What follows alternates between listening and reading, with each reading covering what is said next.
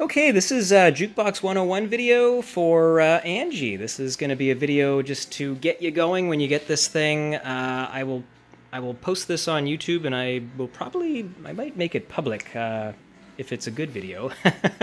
Because yeah, this would be informative for anybody that's got a 70's Rowe jukebox. So yeah, this is going to be shipped. So I guess I'll go through a bit of that. When you get this jukebox, Angie, the keys, these are the keys. I've not decided yet. Sometimes I tape them to the top with just a big flat piece of like masking tape. Or sometimes I put them in the coin return here. But I will let you know before it leaves here. I will set that up and I will let you know where to look for it. So yes, there's the key. That is very important. The other thing that's important, well, here, we'll start with, I guess we'll start with the basics here. On the outside, I just mentioned it, the coin return here, and this is the coin box, or cash box, and there's no key, it's just like a little locking tab here, and you can see the bag in there, that's where the money will go. And then we'll go around back here, so moving right along to back here.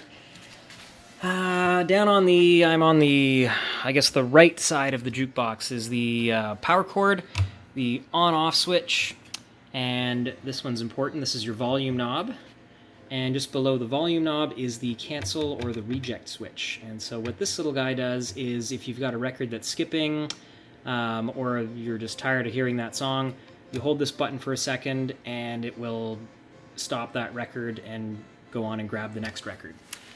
So that pretty much covers what's on the outside. Anyway, this obviously money goes in here, and this is the, the reject that'll, if you push that, let's say that you got a quarter that gets stuck, it will reject it to here if you push that button, or it's supposed to anyway. And these are the buttons that pick the music, and pretty straightforward, like A1 is A1. But that part's pretty self-explanatory. It says make a selection right now. That's because I've put credits in it. This particular machine has a credit button to add credits, or you can put money into it. I guess this is a good time to lift the lid. So yeah, right now it says make any selection, and the buttons will latch. If this wasn't lit, they wouldn't stick. But they do, so that's because that's lit up. I'll get into that a little bit more here when we're under the hood. So yeah, lift the lid on this thing, turn the key to the right, and there's two big gas shocks back here. Gas shocks, they're big springs. What am I talking about? Yeah, there's two big springs that hold this lid up, so it's quite heavy, so it's a good thing those are there, and they work well. So yeah, that's holding that up. When you're under here, these are the controls for the machine. You've got a cancel button that does the same thing that the one on the back does.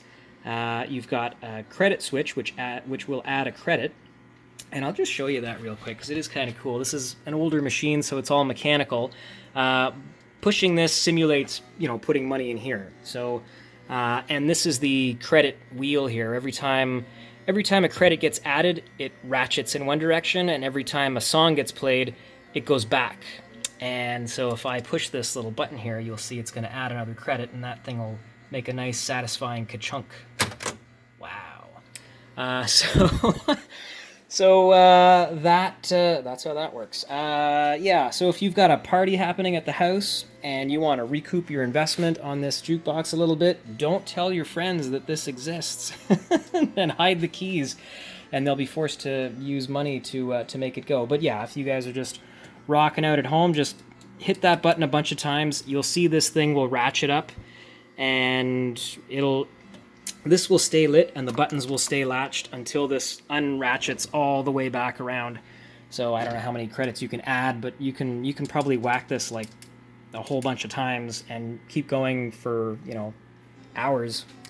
And obviously, yeah, when it runs out, you'll know, because this little light will go out and these buttons won't latch. So that's the credit thing. That's how that all works. Changing records, that's another important thing.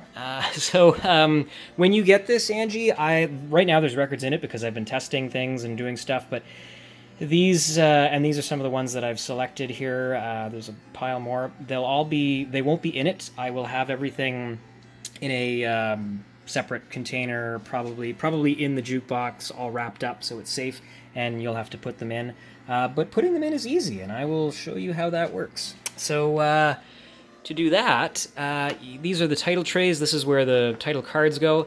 So to get in here, you squeeze these two little tabs, and this will come out. And these are where your title cards go. These little trays, they actually come out. I'm not going to do this. I'm not going to show you because it's kind of tough. When you're doing this, you won't be holding a cell phone, so it'll be easy for you. But it's a tab, and you have to just pop it. It's super self-explanatory when you see it. Just pop that through, and what'll happen is the tray pops out, and then you can load it. And the reason you have to pop them out, on this side, you can just change them like this. It's very easy. But on these guys here, you can't quite, you got to take them out. So, which I'm not going to do right now because that will just be difficult with one hand. But yeah, you get the idea. You pop that in, the tray comes out, and A1, which corresponds to, and I guess this is important too, is how do you get to the records? This switch here, right now it's in on. That's the normal mode for the jukebox. It has to be in on for everything to work. You switch it to off, and when that happens, this becomes like a momentary switch that rotates this basket. So when I'm holding this, the basket rotates. And we'll rotate it all the way around to A1, which I think, yes, so you've got your A, I don't know if you can see that, but yeah, you've got A, and you've got B, and then there's the 1 there.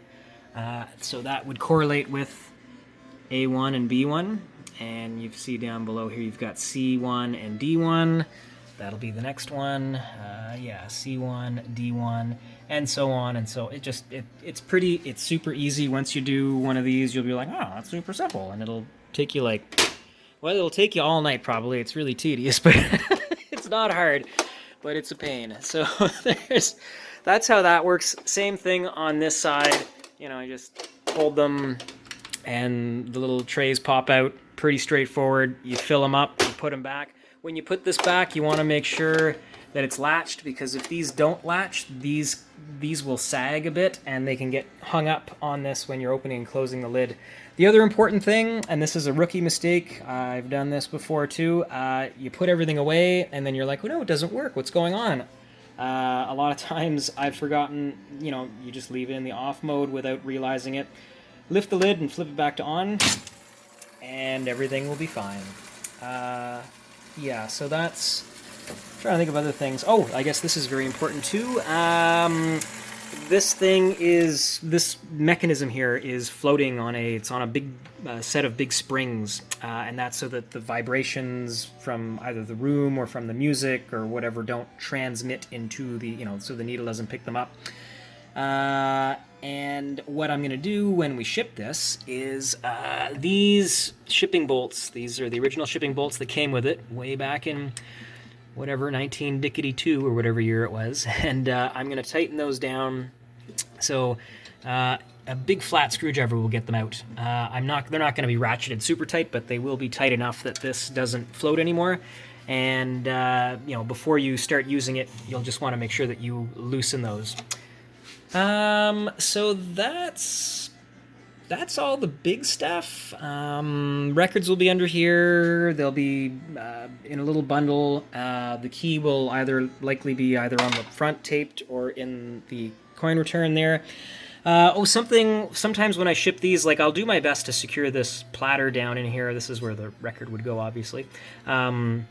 Sometimes if the thing gets bumped around a bit, this might be a little bit out of its little hole. This actually, you can remove it. I'm not going to remove it, but if you pull that straight out, it will come up.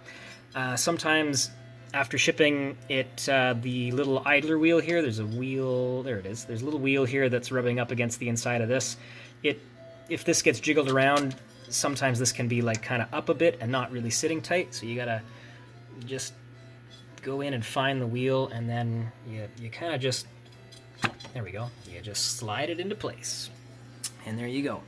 But yeah, if that does happen, I can walk you through that, or any other little, I'm sure there's bound to be some questions, so, don't hesitate. If you have any questions, give me a jingle. But yeah, there you go. That's it. That should get you started, Angie. So enjoy. Oh, and I guess let's play a song, eh? Why not?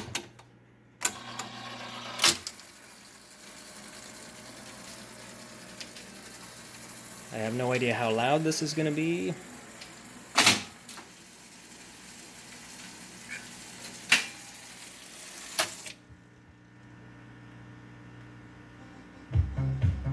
It's Funky Town!